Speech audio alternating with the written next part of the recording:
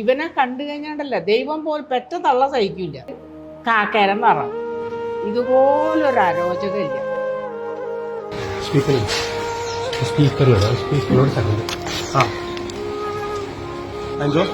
എന്റെ നവോത്ഥാന പ്രവർത്തനം ഇങ്ങനെയാണ്. അല്ല, ഇങ്ങനെ പറ്റൂ. അല്ലാതെ സാമൂഹിക വിമർശനം അതിനുവേണ്ടി ജീവിക്കുന്ന ആൾക്കാർ അവരുടെ കൂടെ അണിനിരക്കാൻ ഒക്കത്തില്ല. ഇത്തരത്തിലൊരു വിവേചനം അവരെ പോലൊരു സീനിയർ അധ്യാപിക പറയുന്നത് എല്ലാവർക്കും വിഷമുണ്ടാക്കുന്ന ഒരു കാര്യമാണ്. ഞാനത് വേറെ ആരും കേൾക്കുന്നില്ല. ഞാനൊന്നും പറഞ്ഞോട്ടെ.